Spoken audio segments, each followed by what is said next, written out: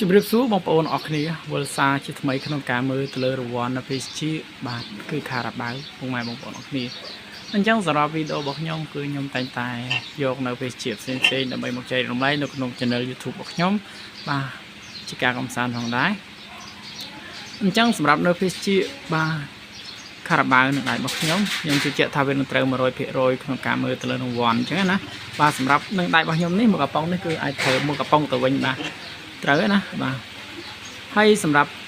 ការមើលទៅលើរង្វាន់នៅ Channel នៅ PSG បាទមួយគឺតែងតែខ្ញុំសង្កេតទៅលើក្រវិលកំប៉ុងពុកម៉ែបងប្អូនអរគ្នា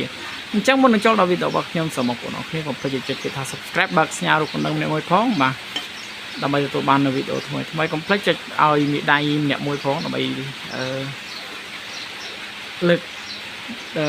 នៅកម្លាំងចិត្តដល់អ្នកផលិតវីដេអូអញ្ចឹងណាពុកម៉ែបងប្អូនអរគ្នាបាទ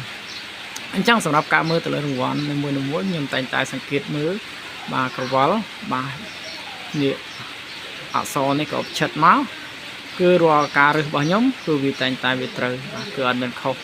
សំបីតែមួយទេបាទហើយសម្រាប់វីដេអូរបស់ខ្ញុំគឺអត់មានកាត់តហើយក៏មិនដែលផ្គត់ផ្គង់បងប្អូនទេបាទខ្ញុំធ្វើឡើងគឺសម្រាប់ចែករំលែកដល់បងប្អូនអស់គ្នាដែលមិនទាន់ចេះក្នុងការមើលទៅលើរង្វាន់អញ្ចឹងណាអញ្ចឹងកុំឲ្យខាតពេលវេលាយូរយើងមកគាស់ទាំងអស់គ្នាបាទចង់ដឹងថាតើ PSG មួយកំប៉ុងហ្នឹងបាទវានឹងអាចត្រូវឬក៏មិនត្រូវអញ្ចឹងពុកម៉ែបងប្អូនអរគ្នាទស្សនាទាំងអស់គ្នាបាទឥឡូវយើងគាស់ទៅហើយបាទនេះពុកម៉ែបងប្អូនអរគ្នាគឺត្រូវ 100% បាទគឺមួយកំប៉ុងពិតប្រកបតែម្ដងបាទសម្រាប់នៅខារ៉ាបាវនេះបាទអរគុណច្រើនសម្រាប់ពុកម៉ែបងប្អូនអរគ្នាដែលគ្រប់គ្រងក៏ដូចជាតាមដាននៅ Channel របស់ខ្ញុំបាទពីដើមរហូតដល់ចប់បាទអរគុណច្រើនសូមជម្រាបលា